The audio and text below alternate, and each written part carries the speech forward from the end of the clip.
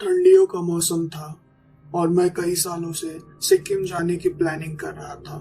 मेरे साथ मेरी फ्रेंड भी ट्रैवल कर रही थी, जो कि मेरे बचपन की फ्रेंड है और अब हम एक ही कंपनी में काम भी करते हैं। मैं कोलकाता का रहने वाला हूँ, तो डायरेक्ट सिक्किम जाने के बजाय मैंने दार्जिलिंग जाने की सोची। शाम को कोलकाता से सिलीगुड़ी की बस लेकर मैं सुबह दार्जिलिंग पहुंच गया और मेरे साथ मेरी फ्रेंड अनु भी थी। हमने सारा दिन दार्जिलिंग में बिताया और हमारा प्लान 2 दिन वहीं रुककर आगे जाने का था। पर हमें वहाँ के लोकल से पता चला कि सिक्किम में स्नोफॉल हुई है। ये सुन के अनु बहुत एक्साइटेड हो गई और उसके जिद के वजह से हमने उसी शाम सिक्किम के लिए बस ले लिया। रात का समय था। अनु विंडो सीट पर बैठी थी और मैं उसके बगल में। बस में हमारे साथ और भी कई सारे लोकल पैसेंजर्स और टूरिस्ट ट्रैवल कर रहे थे। हम बस के पहले सीट पर बैठे थे और हमारे आगे ड्राइवर की कैबिन थी। रात के 12 बजे उन्हीं पैसेंजर्स में से एक बूढ़ी औरत ये जिद करने लगी कि उन्हें टॉयलेट जाना है और ना चाहते हुए भी ड्राइवर को बस रोकना पड़ा। बस जंगल के बीचों बीच रुका था। वहां ना कोई स्ट्रीट लाइट्स थे, ना सड़क पे कोई गाड़ी और आसपास ना कोई घर था। जब बूढ़िया माँ बस से उतरी तो कुछ पैसेंजर्स भी बस से उतरकर टॉयलेट के लिए चले गए। अनु सोई हुई थी। जब उसकी आंखें खुली तो उसने कहा उसे भी टॉयलेट जाना है। मैं उसके सेफ्टी के लिए उसके साथ चला गया। बस स्टार्ट हो गई थी। हम जल्दबाजी में बस में जाकर बैठे। रात काफी हो चुकी थी तो मैं सो गया और फिर अचानक अनु मुझे उठाने लगी। वो काफी घबराई हुई सी लग रही थी। जब मैंने उससे पूछा कि क्या हुआ तो उसने मुझे बताया कि कोई औरत दुल्हन के लिबास में खिड़की के तरफ से बहुत स्पीड में पास हुई। वो बहुत घबराई हुई सी थी। मैंने उससे कहा भी कि ये सब उसका वहम होगा, पर वो काफी डरी हुई सी लग रही थी। तो मैं उसके सीट पर बैठ गया। अगले 10-15 मिनट तक मैं जागा रहा। फिर मैंने उससे कहा, देख, यहाँ कोई भी तो नहीं है, ये सब तेरा वहम है। और ये कह के मैं आंखें बंद करने ही वाला था कि मैंने देखा ठीक विंडो के बराबरी में एक औरत दुल्हन के लिबास में दौड़ रही थी। उसका इतना तेज दौड़ना तो ये तय करता था कि वो कोई इंसान नहीं है और कोई भी बस के हाइट जितना लंबा भी नहीं हो सकता था। वो कोई चुड़ैल थी और वो हमारे विंडो पे अपने बड़े और गंदे नाखूनों से खरोंचने लगी थी।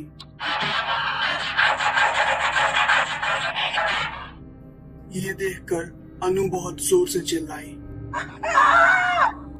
और वो भागकर बस के कंडक्टर के पास गई। जब वो कंडक्टर के पास गई तो मैं भी उसके पीछे भागा। इससे पहले हम उनको कुछ बता पाते, हमने देखा हमारे बस से कुछ दूर पर एक बूढ़ी औरत रोड के बीचों बीच से जा रही थी। जब मैंने ड्राइवर से कहा कि वहां कोई है, वो बस को रोके, तो तब तक ड्राइवर उसके काफी करीब जा चुका था। इससे पहले कि वो औरत बस से टकराती, वो अचानक ही हवा में कहीं गायब हो गई। उस वक्त जो कुछ भी हो रहा था उससे मेरी रूह कांप गई थी। दिसंबर के ठंड में भी मैं पसीने से तर था। फिर से हम सब ने देखा वो ही बूढ़ी औरत कुछ 50 फीट दूर हमारे बस के आगे से जा रही थी। जैसे ही बस उसके करीब गई वो फिर से कहीं गायब हो गई। ये सिलसिला कुछ 10-12 बार लगातार चलता रहा। बस ड्राइवर बड़े सावधानी से बस को लगातार चलाए जा रहा था। बस कंडक्टर हनुमान चालीसा का पाठ करने लगा। उसके बाद से वो सारा सिलसिला रुका। बस के बाकी के पैसेंजर्स सो रहे थे, मानो जैसे शहर में आग लग गई हो और किसी को पता ही नहीं चला। मैंने कंडक्टर से पूछा कि ये सब क्या था और मैंने उस दुल्हन का भी जिक्र उनसे किया, जिस पर उसने मुझे बताया कि लोग सिक्किम में दूर दूर से शादी के लिए आते हैं और खराब मौसम की वजह से कई बार इन घाटियों से उनके बस का एक्सीडेंट हो जाता है। अकाल मृत्यु के कारण उन सब की आत्माएं यहीं भटकती है और ये आत्मा दूसरे के बसों और गाड़ियों का भी एक्सीडेंट्स करवाना चाहते हैं। उसने बताया, हो ना हो जब बस रुकी थी तो आपने या आपके दोस्त ने उनके अड्डे पे टॉयलेट किया होगा या थूका होगा, जिसके वजह से ये आपके जान के पीछे पड़े हैं। उन भयानक चीजों को देखने और कंडक्टर की बात सुनने के बाद मुझे उस रात नींद तो नहीं आई और मैं अनु के साथ कैबिन में वहीं बैठा रहा। सुबह हम लोग सिक्किम पहुंचे और सबसे पहले मंदिर गए। वहां से हमने एक एक ताबीज लिया। हमें कुछ समय लगा उन सब चीजों से बाहर आने में, पर हम साथ थे तो हमने वो सब भुला के स्नो का मजा लिया। आज भी न जाने पहाड़ों के सड़कों पे ऐसी कई सारी भूतिया घटनाएं छुपी हुई है। मुझे उम्मीद है आपके पास भी ऐसी कहानियां होगी। कमेंट में बताइए कि आपको ऐसी कहानियां पसंद है या नहीं, ताकि मैं ऐसी भूतिया बस की और भी स्टोरीज लाऊं। इसी के साथ स्टे सेफ, स्टे होम। ये घटना सौरभ के साथ तब घटी थी जब वो गोवा में अपनी आंटी के घर रात में अपने कजिन्स के साथ रहने गया था। आंटी के घर पर पहुंचने के बाद सौरभ अपने कजिन्स के साथ बाहर पार्टी करने चला गया। उनके साथ उसका ड्राइवर भी था। पार्टी खत्म होते होते रात के 2 से 2:30 बज गए थे। अब जो कि काफी रात हो चुकी थी तो सौरभ की आंटी ने ड्राइवर को शॉर्टकट से घर आने को कहा। सारी रात मस्ती करते करते वो लोग काफी थक चुके थे और वो लोग जल्दी से जल्दी घर चले जाना चाहते थे।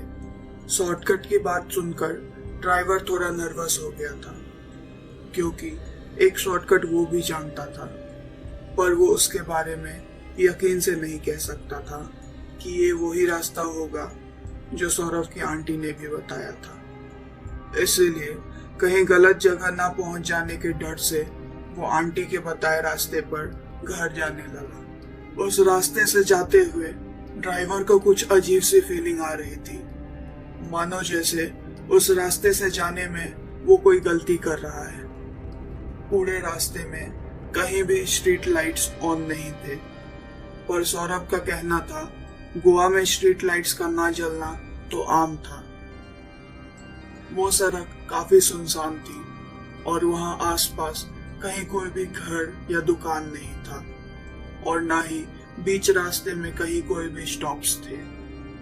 वो लोग उसी सुनसान और बेहद अजीब से रास्ते से सफर कर रहे थे। एक पल के लिए सौरभ थोड़ा सा परेशान हो गया था, पर उसने अपने फीलिंग को इग्नोर कर दिया। अचानक थोड़ी दूर उस रास्ते पर निकलते ही कार अपने ही आप रुक गई। ड्राइवर ने जब चेक किया तो प्रॉब्लम इंजन में थी। वो सड़क काफी सुनसान और डरावनी लग रही थी। चारों तरफ अंधेरा और बड़े बड़े घने पेड़ और जंगल थे। सब यही चाहते थे कि कार की प्रॉब्लम जल्द से जल्द ठीक हो जाए और वो लोग ठीक ठाक घर पहुंच जाए। ड्राइवर गाड़ी को ठीक कर रहा था कि तभी सौरभ की नजर एक काफी खूबसूरत सी लड़की पर गई, जो रेड ड्रेस पहने उनके कार से कुछ दूर पर खड़ी थी। अब इससे पहले वो कार तक आती, ड्राइवर ने कार ठीक कर लिया और कार स्टार्ट कर लिया। अजीब था, इतनी रात गए किसी लड़की का ऐसे सुनसान सड़क पर होना, वो भी अकेले।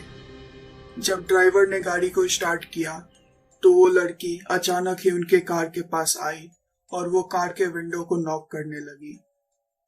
हैरानी की बात तो तब हुई जब ड्राइवर उस लड़की को लिफ्ट देने के बजाय वहां से गाड़ी को ले भागा।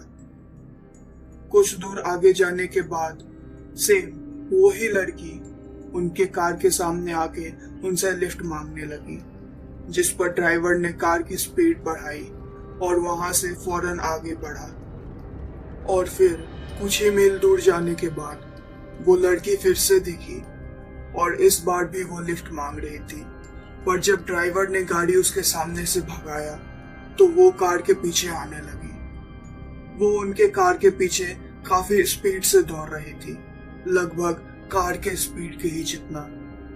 वो सब देखने के बाद सबकी सिट्टी पिट्टी गुल हो गई थी। किस्मत से ड्राइवर काफी बोल्ड था, तभी तो वो बिना रुके वहां से भागता रहा। ड्राइवर के सूझबूझ से वो लोग शहर के अंदर पहुंच गए, जहां काफी रोशनी थी, और अब वो लड़की भी वहां उनके पीछे नहीं थी।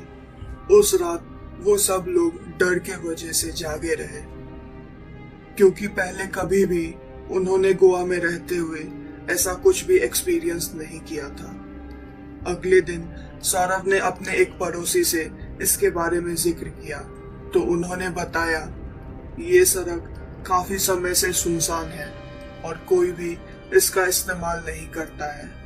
इसका कारण तो उन्हें भी नहीं पता था, पर उन्होंने बताया जो कोई भी उस सड़क का इस्तेमाल करता है उसके साथ वही घटना होता है जो पिछले रात सौरभ के साथ हुआ था।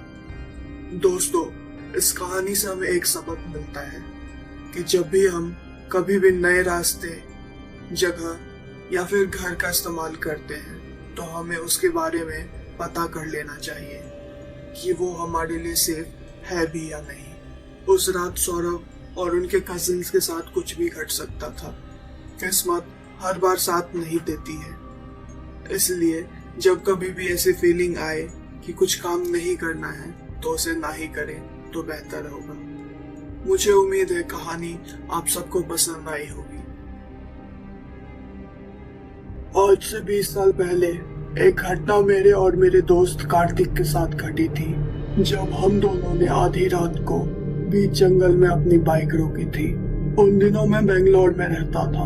हम दोनों केरला से थे और कॉलेज हॉस्टल में रहते थे। एक रात मेरे दोस्त के पापा का फोन आया, जो कुवैत में काम करते थे। उन्होंने मेरे दोस्त से कहा कि वो अपना पासपोर्ट अपने छोटे भाई को पहुंचा दे, जो अगली शाम की फ्लाइट से कुवैत जा रहा था।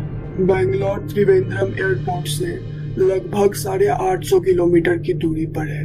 तो उन दिनों इतने कम समय में यात्रा के इतने कम साधन से वहां पहुंचना तो काफी मुश्किल था। मेरा दोस्त मेरे पास आया और उसने मुझसे कहा कि क्या हम दोनों मेरे बाइक से त्रिवेंद्रम एयरपोर्ट जा सकते हैं, जिस पर मैंने उसकी बात मान ली। हम दोनों अगले ही दिन सुबह होते ही त्रिवेंद्रम के लिए निकल गए। त्रिवेंद्रम के रास्ते में कई बीहड़ जंगलों का सामना करते हुए सुनसान सड़कों से गुजरना पड़ता था, जैसे कि सत्यमंगलम फॉरेस्ट, जो कि तमिलनाडु डिस्ट्रिक्ट में है। हम दिन के समय में उस रास्ते से सफर कर रहे थे, तो किसी कठिनाइयों का सामना किए बगैर हम त्रिवेंद्रम पहुंच गए। फिर हमने कार्तिक के भाई को पासपोर्ट दिया और हमने डिसाइड किया कि हम लोग अगले सुबह वापस बेंगलोर चले जाएंगे। पर जो कि हमारे एग्जाम को बस एक ही हफ्ता बचा था, तो हमने उसी दोपहर अपनी वापसी की तैयारी की। इतने लंबे और थकान भरे रास्ते से आते आते हम बहुत थक चुके थे, इसीलिए हमने दोपहर तक रेस्ट किया और फिर हम वापस बेंगलोर की तरफ निकल पड़े। हमारी वापसी का सफर इतना अच्छा नहीं था, क्योंकि पूरे दिन हम ऐसे भी काफी थक चुके थे और इसीलिए हम बार बार कहीं ना कहीं रुककर आगे बढ़ते थे। तकरीबन आधी रात को हम दोनों एक जगह पहुंचे जिसका नाम सेलम था।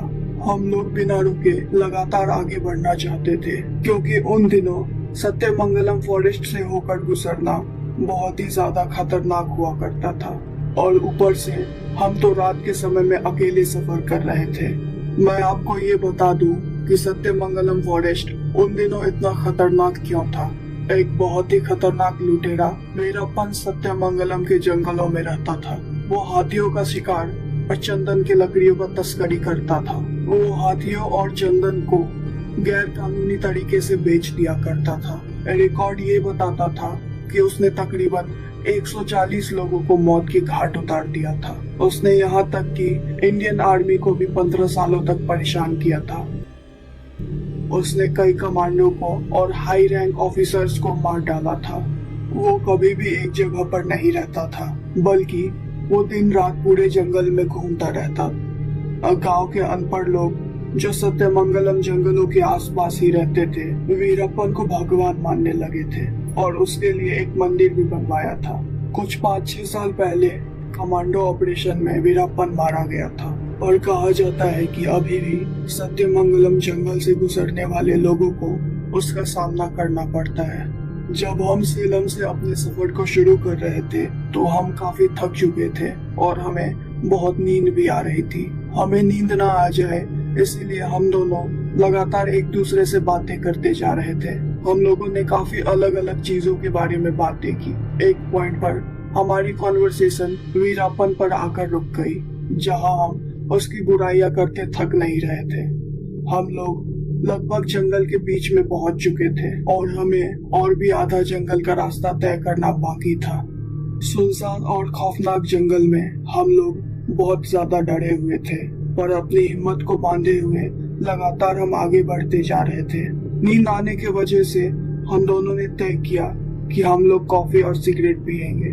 कॉफी हमने एक बोतल में कैरी किया था। जब हम रुके तो हमें एहसास हुआ कि आसपास कितना ज्यादा अंधेरा था। हम दोनों एक दूसरे तक को नहीं देख पा रहे थे, जिसके वजह से हमने कॉफी भी नहीं पी। हम लोग वहीं रुककर अपनी सिगरेट पीने लगे। बाइक को मैंने रोड के लेफ्ट साइड में बड़े से पेड़ के नीचे पार्क किया था। हम लोगों ने अपनी सिगरेट से कुछ 4-5 ही पफ लिया होगा कि हमने रोड पर दूसरी तरफ लगभग हमसे 10 मीटर आगे बहुत ही बड़ी आग को जलते देखा, जो कि एक काफी बड़ी सी चीज के पीछे से आ रही थी। दरअसल जब दोबारा हम उसी सड़क से गुजरे थे तो हमें मालूम चला था कि वो एक बड़ा सा पत्थर था जिसके पीछे से वो लाइट आ रही थी। वह सड़क कुछ 4 से 5 मीटर की चौड़ी होगी। फिर हमने देखा उसी बड़े से पत्थर के पीछे से एक ही लाइन में 6 लालटेन जैसी चीज बाहर आई। हम दोनों डर के मारे ये बड़बड़ाने लगे थे कि ये वीरप्पन है। देखते ही देखते वो सारा एरिया रोशनी से जगमगा उठा था। उसके बाद हमने ये देखा कि वो लाइट कोई लालटेन नहीं थी, बल्कि वो लालटेन जैसे दिख रही थी। हम दोनों ने एक दूसरे का हाथ काफी जोर से पकड़ रखा था। लालटेन जैसे दिखने वाली वो रोशनी जमीन से ऊंचाई पर हवा में उड़ रही थी और धीरे धीरे वो हमारे नजदीक आए जा रहे थे। वो रोशनी रोड के दूसरे तरफ ही रुक गए। कुछ देर वहीं पर रुकने के बाद वो सब मिलकर एक हो गए और हमारे देखते ही देखते अचानक कहीं गायब हो गए। हम लोग अपनी जगह से हिल भी नहीं पा रहे थे। हम वहीं पर कुछ 15 मिनट तक पैरालाइज्ड खड़े रहे। फिर अचानक कार्तिक बाइक पर जाकर बैठा और मैं भी उसके पीछे।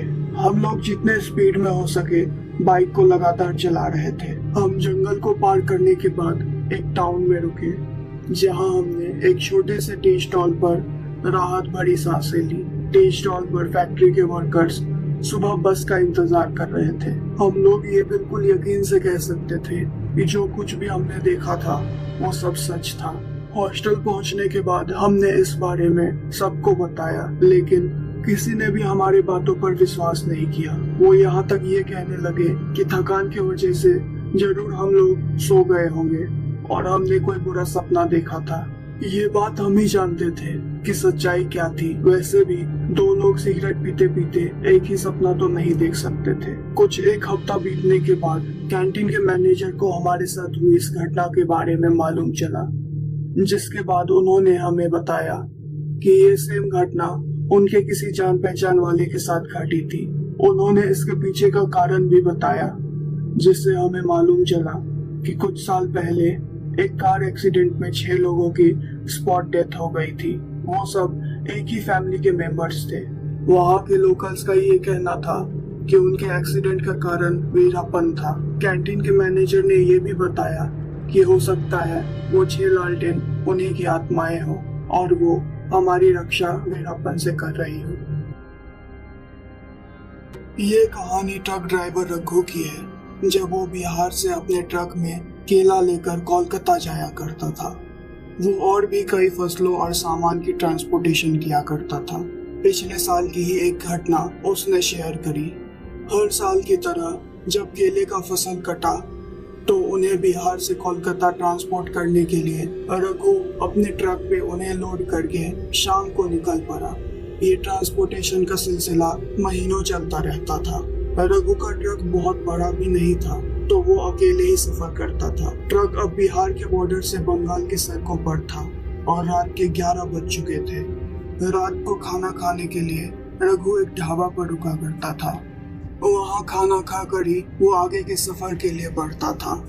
उस रात भी वो उस ढाबे पर रुका, पर वहाँ पहुंचकर उसे मालूम चला कि वो ढाबा बंद है। दिन भर सामान लोड करने के थकान से उसे जोरों की भूख लगी थी।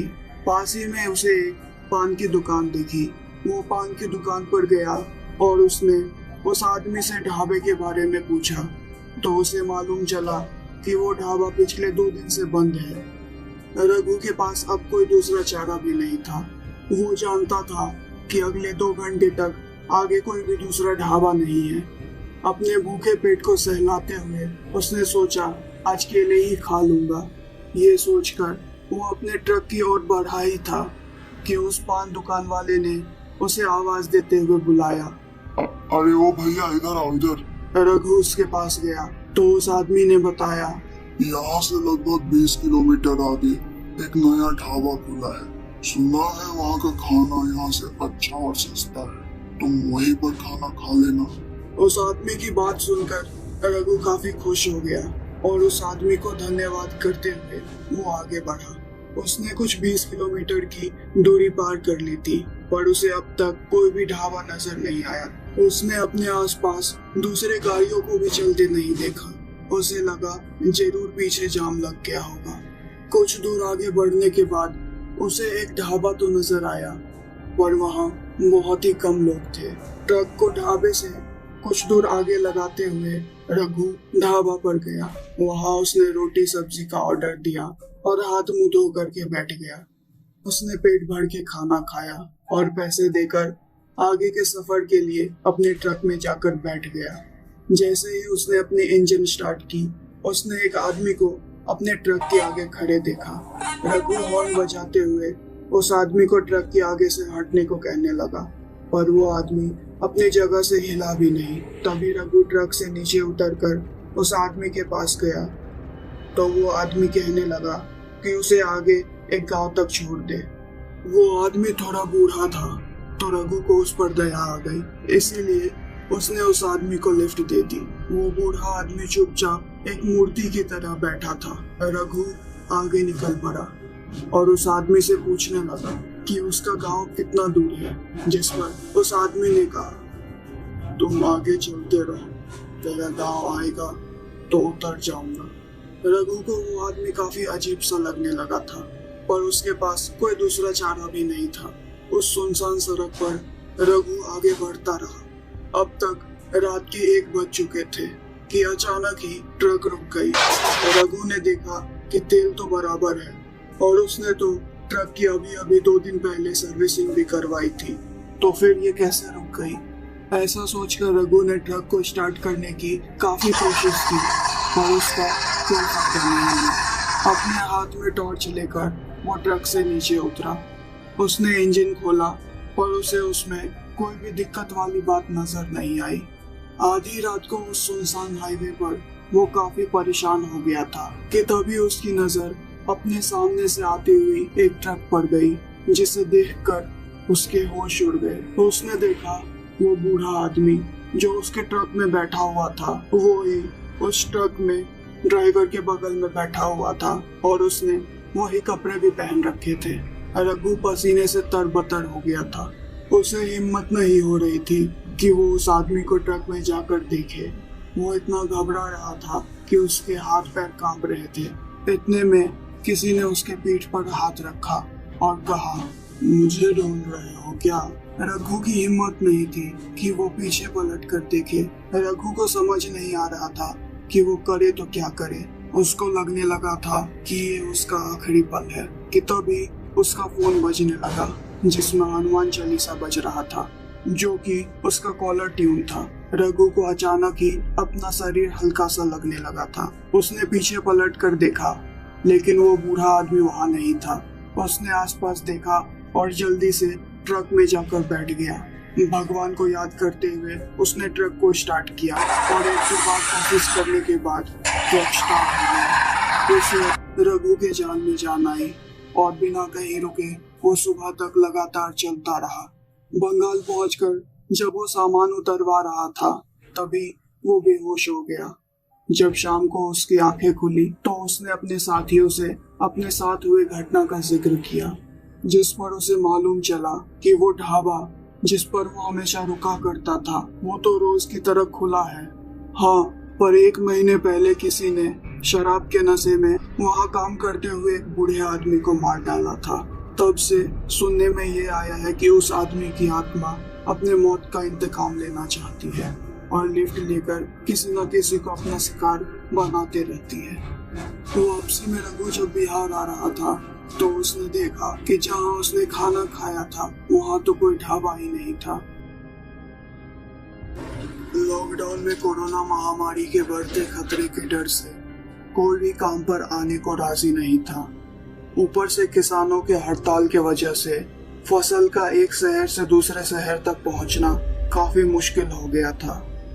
ऐसे में ट्रक ड्राइवर गोपाल के साथ ट्रक में कोई भी को पायलट आने को राजी नहीं था। इसी बीच एक दिन ट्रक ड्राइवर गोपाल का एक पुराना दोस्त उससे मिलने आया था। बातों बातों में उसने बताया कि उसे नौकरी की सख्त जरूरत है, तो क्या वो उसे अपने साथ काम पर रख लेगा। जिस पर गोपाल काफी खुश हो गया कि चलो अब कोई तो होगा जो उसके साथ रहेगा। उसने अपने दोस्त को अपने साथ अगले शाम को आने के लिए कह दिया। अगले दिन जब शाम हुई तो ट्रक पे सामान लोड करके गोपाल और उसका दोस्त अमित दिल्ली की ओर निकल पड़े। उनके सफर में एक हाईवे आती थी जो शॉर्टकट का रास्ता तो था, पर वहां से आज तक कोई भी जिंदा या सही सलामत वापस नहीं लौटा था। सफर शुरू करने से पहले गोपाल ने अमित को उस रास्ते के बारे में बताते हुए कहा कि वो किसी भी कीमत पर उस हाईवे का इस्तेमाल ना करे। अमित ने बिना किसी सवाल जवाब के हामी भर दी। दोनों अगली सुबह दिल्ली पहुंच गए और सामान अनलोड करके उसी शाम नई सवारी का सामान लेकर वापस पंजाब आने लगे। दोनों दोस्त गप्पे मारते हुए आगे बढ़ रहे थे। उन्होंने 100 किलोमीटर की अच्छी खासी दूरी भी पार कर ली थी कि तभी उनसे कुछ दूरी पर एक कार एक्सीडेंट हो गई थी। वहां पहुंचने के बाद गोपाल को ये मालूम चला कि एक्सीडेंट किसी बड़ी सेलिब्रिटी का हुआ है और उसकी हालत काफी खराब है। उधर दूसरी तरफ ट्रैफिक बढ़ते ही जा रहा था। गोपाल को किसी भी कीमत पर अगले दिन पंजाब पहुंचना था, क्योंकि उस दिन करवा चौथ का व्रत था और उसने अपनी बीवी से वादा किया था कि वो जरूर आएगा। अगर वो ट्रैफिक के खुलने का इंतजार करता तो वो अगले दिन तक तो नहीं पहुंच पाता। गोपाल इसी उधेड़ बुन में था कि तभी अमित ने उसे एक रास्ता दिखाते हुए पूछा कि क्या वो लोग उस रास्ते से पंजाब पहुंच सकते हैं। गोपाल ने उस हाईवे की तरफ देखते हुए कहा, ये वही रास्ता है जहाँ काफी एक्सीडेंट्स होती हैं। हम इतना बड़ा खतरा नहीं उठा सकते हैं।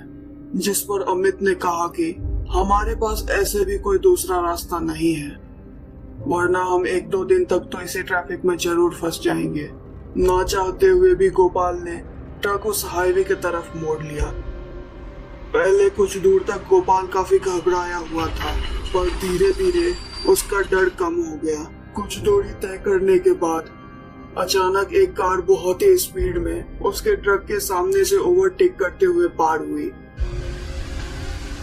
गोपाल गुस्से में कार ड्राइवर पर चिल्लाने लगा, अबे अंधा है क्या। गुस्से में गोपाल अमित से कहने लगा, अब इस सड़क पर लोग ऐसे गाड़ी चलाएंगे तो एक्सीडेंट तो होगा ही ना। झूठ मूठ का पूरा हाईवे बदनाम है। लंबे समय से गाड़ी चलाने की वजह से गोपाल को अब नींद आने लगी थी, तो कुछ दूर जाने के बाद उसने अमित से गाड़ी चलाने को कहा।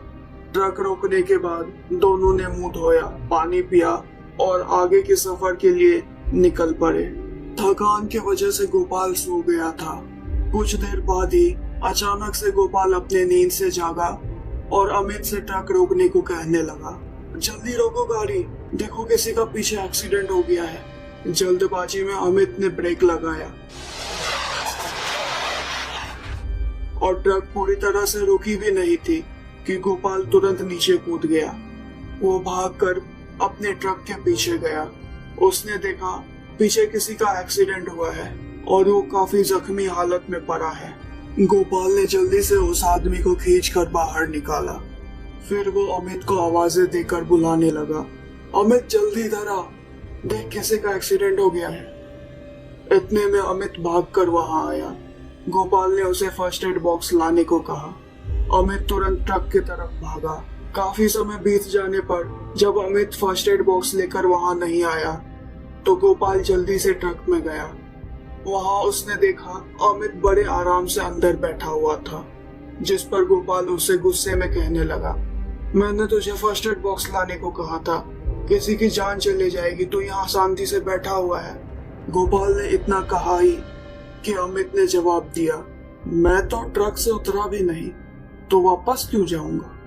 ये सुन के गोपाल हैरान हो गया। उसे फिर भी खतरे का एहसास नहीं था। उसे लगा अमित किसी अनजान की मदद से घबरा रहा होगा। फिर दोनों फर्स्ट एड बॉक्स लेकर ट्रक के पीछे गए। वहां पहुंचने के बाद गोपाल के तो पैरों तले जमीन खिसक गई। उसने देखा वहां तो कोई कार ही नहीं था और न ही वो जख्मी आदमी वहां पर था। गोपाल को ये समझ में आ गया कि वहां कुछ तो बहुत गड़बड़ है। दोनों जल्दी से जाकर ट्रक में बैठ गए और एक बार फिर उन्होंने आगे के सफर शुरू कर दी। अमित गोपाल से कहने लगा, आप नींद से उठ कर गए थे गोपाल भाई, ये सब आपका वहम है, आप आराम करिए। उधेड़बुन में पड़ा गोपाल ये सोचने लगा कि शायद वो नींद में ही था और कुछ ही देर में वो वापस से सो गया। अब अमित गाड़ी चला रहा था कि तभी अचानक से वही कार जो शुरुआत में उनको हाईवे पर दिखी थी, वो उनके ट्रक के सामने से ओवरटेक करते हुए आगे निकल गई। अमित को लगा कि ये तो काफी पहले ही उनके सामने से गई थी। अमित ने सोचा जरूर कोई पागल होगा, कहीं रुक गया होगा। पर कुछ ही देर में वो ही कार फिर से उनके ट्रक को ओवरटेक करते हुए स्पीड में निकल गई। अमित को ये सब अजीब लगने लगा। उसने गोपाल को उठाया और बताया, भाई वो कार जो हमने शाम को देखी थी वो अभी दो बार हमारे ट्रक को ओवरटेक करके स्पीड में आगे निकल गई है। गोपाल ने कहा, कोई पागल होगा यार, कहीं रुक गया होगा या फिर स्लो हो गया होगा, तो जाने देना। जिस पर अमित कहने लगा कि उसने पूरे रास्ते में उस कार को कहीं भी नहीं देखा था, तो अचानक से वो अभी कैसे आ गया। अमित इतना कह ही रहा था कि वही कार फिर से उनके ट्रक को ओवरटेक करते हुए आगे निकल गई।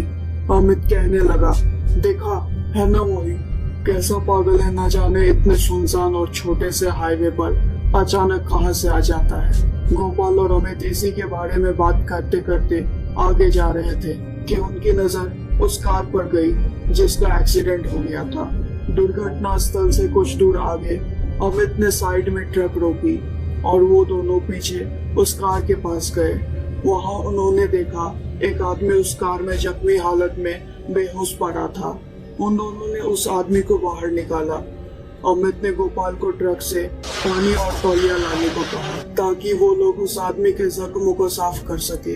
गोपाल भागता हुआ ट्रक में गया, पर जब वो पानी लेकर वापस आया तो उसने उस जगह पर ना ही उस आदमी को देखा और ना ही अमित को।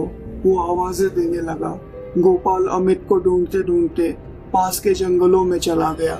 वो टॉर्च मार के अमित को बुलाने लगा, अमित अमित भाई किधर है तू, अमित। इतने में जो उसने देखा उससे उसके होश उड़ गए। गोपाल ने देखा अमित जंगल में एक पेड़ के नीचे खून से लथपथ बेहोश पड़ा था। वो भागकर अमित के पास गया और उसे उठाने लगा। मदद के लिए चीखते गोपाल को सुनने वाला वहाँ कोई भी नहीं था। गोपाल वापस रोड पर पानी का बोतल लेने आया, जहाँ उसने अमित को बिल्कुल सही सलामत उस जख्मी आदमी के साथ देखा। अमित गोपाल से कहने लगा, भाई किधर रह गया था, चल जल्दी कर इसको ट्रक में डाल और साथ लेके चल, इसका काफी खून बह गया है। गोपाल ये सब देख के सदमे में था। उन दोनों ने उस आदमी को ट्रक में बैठाया। तभी अचानक एक अजीब सा आदमी उनके खिड़की के पास आ गया और कहने लगा, मैंने इसे कहा था कि गाड़ी धीरे चलाए, पर ये माना नहीं। तुम लोग धीरे धीरे जाना वरना आगे दुर्घटना हो सकता है। अमित ने उस आदमी के बातों पर ध्यान नहीं दिया और ट्रक स्टार्ट करके जाने लगा। गोपाल ने कहा, हॉस्पिटल यहाँ से ज्यादा दूर नहीं है, अगर हम जल्दी करेंगे तो शायद इसकी जान बच जाएगी। अमित ट्रक को जितने स्पीड में हो सके चला रहा था। दोनों काफी घबराए हुए थे। उन लोगों के पास वक्त बहुत कम था। न जाने कैसे और कहां से ट्रक अनबैलेंस हो गई। अमित ने ब्रेक लगाने की काफी कोशिश की, पर ब्रेक नहीं लगा और ट्रक एक बड़े से पेड़ से जाकर टकरा गई। जैसे ही ट्रक पेड़ से टकराई, गोपाल की तरफ का गेट खुला और वो ट्रक से नीचे गिर गया, जिसके वजह से उसे ज्यादा चोट नहीं आई। अमित काफी जख्मी हो गया था और साथ ही साथ वो आदमी भी। गोपाल उनके मदद के लिए किसी तरह अपने जगह से उठा और कुछ कदम लेते ही ट्रक के चक्के के पास बेहोश हो गया। फिर जब सुबह गोपाल की आंखें खुली तो उसने खुद को हॉस्पिटल में पाया। डॉक्टर से पूछने पर उसे पता चला कि वो बिल्कुल ठीक है और अमित को काफी चोट आई है, मगर वो खतरे से बाहर है। फिर जब गोपाल ने उस आदमी के बारे में पूछा तो उसे मालूम चला कि वो आदमी की मौत को 24 घंटे से ज्यादा हो गए हैं। उसको हॉस्पिटल लाने का कोई फायदा नहीं हुआ। डॉक्टर की बात सुन के गोपाल सुन्न पड़ गया। वो समझ चुका था कि उसके साथ पिछली रात क्या बीता था। वो समझ चुका था कि वो कोई छलावा था जिसके चंगुल से वो बच निकला था।